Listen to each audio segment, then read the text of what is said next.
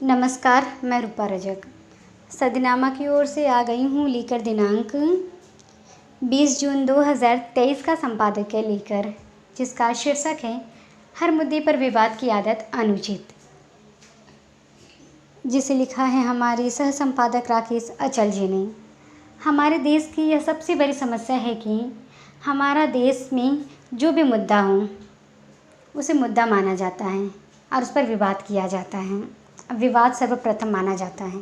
ऐसा लगता है कि हमारा देश कृषि प्रधान नहीं विवाद प्रधान हो गया है। और जानते ही इस संबंध में आगे क्या कहते हैं हमारी संपादक महोदय। हमारा देश कृषि प्रधान देश नहीं बल्कि विवाद प्रधान देश है। हमारे भाग्य विधाता, हमारी प्रेस, हमारे नेता, हमारे राजनीतिक दल और उनके अनुषांगिक संगठन देश में नित नए नए विवाद पैदा करने में सिद्धहस्त रहते हैं। यदि विवाद बिकते होते तो हम शायद दुनिया के सबसे बड़े विवाद निर्यातक होते। यह बात मैं हाल ही में गीता प्रेस को दिए गए शांति पुरस्कार को लेकर खड़े किए गए विवाद को लेकर कह रहा हूँ। हालांकि विवाद तो अभी माननीय मनोज मुंती सर के लेखन को भी लेकर चल रहा है। मनोज मुंती सर भले ही स्थापित फिल्मकार और कवि हो गए हों, किंतु मेरी दृष्टि में वे अभी भी एक अपरिपक्व अति उत्साही युवक हैं। उन्हें गंभीरता से लेने की ज़रूरत नहीं है। मनोज की विवादास्पद फिल्म आदिपुरुष ने विवाद के बावजूद 3 दिन में 340 करोड़ रुपए का राजस्व पूरी दुनिया से कमाया है। विवाद के साथ ही ये मनोज की एक उपलब्धि भी है। इसी की बिला पर मनोज मुंतशिर को मुंबई पुलिस ने उन्हें सुरक्षा मुहैया कराई है। हालांकि उसी मुंबई में एक हिंदू संगठन ने एक सिनेमा हॉल में शो रुकवा दिया। मनोज मुंती सर को अपने लेखन के जरिए विवादास्पद होकर अपने दाम बढ़ाने थे, सो बढ़ गए, लेकिन वे ना कभी साहित्यकार माने जाते थे और ना माने जाएंगे। उनकी तुलना राही, मासूम रज़ा या दूसरे साहित्यकारों से करना भी अन्याय है। लखनऊ में भारतीय किसान यूनियन ने फिल्म के डायरेक्टर ओम राउत और राइटर मनोज मुंतशिर के पुतले जलाए। बाकियों को लगता है कि यह फिल्म सनातन धर्म का मजाक उड़ाने के लिए बनाई गई है। फिल्म के डायलॉग बदलने से कुछ नहीं होगा, फिल्म को ही बैन कर देना चाहिए। मेरे ख्याल से मनोज को माफ़ कर देना चाहिए, क्योंकि वे जितना जानते थे उतना ही कर पाए। भारतीय दर्शन और भारतीय नायकों को समझना और उन्हें पर्दे पर उतारना उतना आसान काम नहीं है जितना समझा जाता है। तकनीकी क्रांति के बावजूद आप किसी फिल्म में वो सब शामिल नहीं कर सकते जिसकी अपेक्षा आप करते हैं या जिसकी अपेक्षा की जा सकती है। मनोज ने ये फिल्म को सनातन धर्म का मजाक बनाने के लिए नहीं बल्कि धन कमाने के लिए बनाई है और ये काम फिल्म बखूबी कर रही हैं। कुछ दिनों के बाद आदिपुरुष विवाद भी हवा हो जाएगा। माननीय प्रधानमंत्री के अमेरिका दौरे के बाद मुमकिन है कि कोई नया विवाद पैदा हो जाए। मुझे हैरानी तो प्रधानमंत्री नरेंद्र मोदी की अध्यक्षता वाली कमेटी द्वारा गीता प्रेस को गांधी शांति पुरस्कार 2021 के लिए चुने जाने पर हुए विवाद को लेकर है। गीता प्रेस को एक न्यास संचालित कर रहा है। न्यास ने पुरस्कार को स्वीकार कर लिया है, लेकिन इससे मिलने वाली 1 करोड़ की राशि लेने से इनकार कर दिया। न्यास का कहना है कि गीता प्रेस किसी तरह की दान नहीं लेता है। कांग्रेस को पता नहीं क्यों इस पुरस्कार पर आपत्ति है।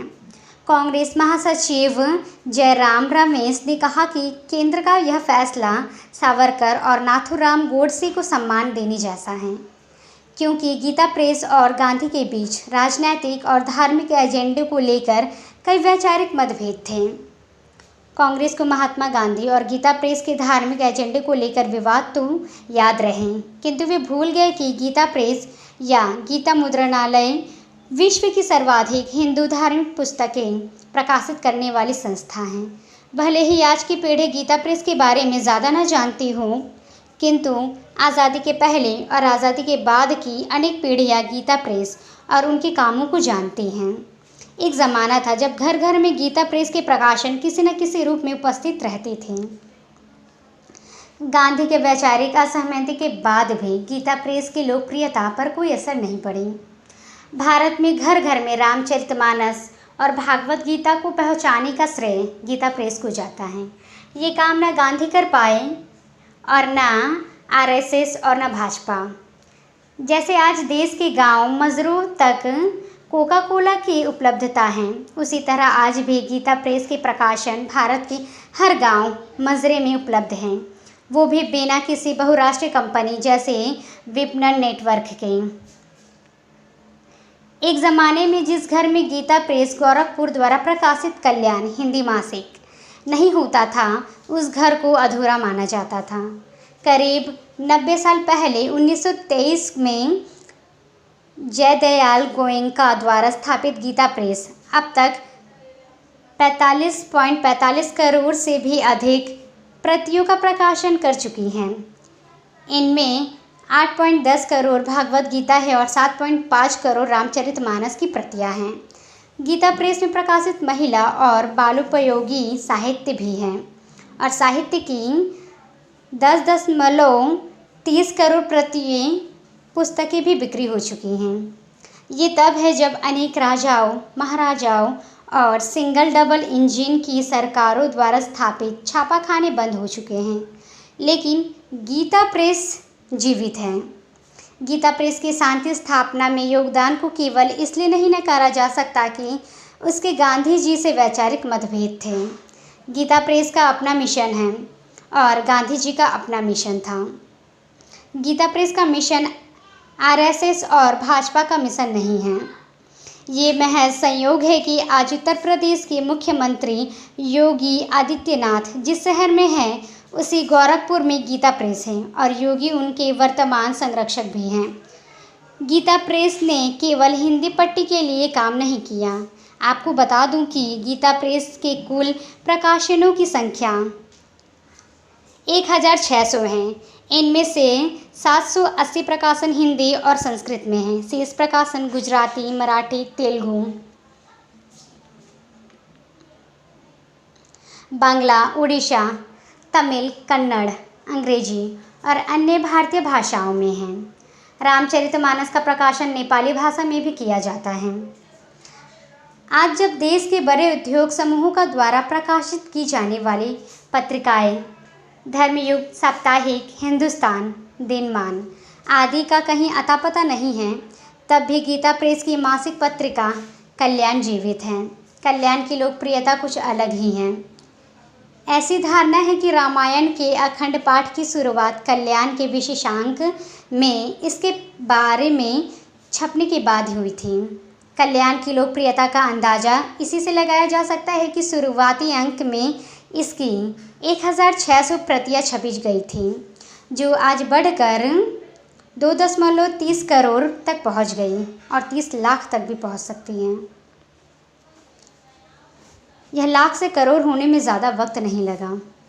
गरुड़, कूर्म, वामन और विष्णु आदि पुराणों का पहली बार हिंदी अनुवाद कल्याण में ही प्रकाशित हुआ। गीता प्रेस को राजनीति से जोड़ना अन्यायपूर्ण है, क्योंकि गीता प्रेस न किसी सरकार से अनुदान लेती है और न ही किसी राजनीतिक दल के लिए काम करती है। उसने न कांग्रेस का प्रचार किया और न भाजपा का। गांधी जी से वैचारिक मतभेद का अर्थ ये कदापि नहीं हो सकता कि गीता प्रेस सावरकर और गोडसे जैसी संस्था हो गई है। कांग्रेस अध्यक्ष मल्लिकार्जुन खड़गे को इस बारे में स्थिति स्पष्ट करना चाहिए, क्योंकि गीता प्रेस को पुरस्कृत करना और कश्मीर फाइल को प्रचारित करना ये दो अलग अलग विषय हैं। राजनीति अपनी जगह है और गीता प्रेस अपनी जगह। हम राजनीति पर गर्व करें या ना करें, किंतु गीता प्रेस पर गर्व कर सकते हैं, क्योंकि गीता प्रेस बीती एक सदी से जो काम करती आ रही है उसे कोई सरकार नहीं कर पाई, कर भी नहीं सकती। अंततः राजनीतिक दलों के चश्मे भी बदलते रहते हैं। तो ये था दोस्तों हमारा आज का संपादकीय। कल फिर लौटेंगे एक नए विषय, एक नए संपादकीय के साथ। तब तक के लिए नमस्कार। सुनकर देखो, सुनकर देखो, सुनकर देखो जी। ममता राहुल मोदी बोले, लिखे जितेंद्र जी।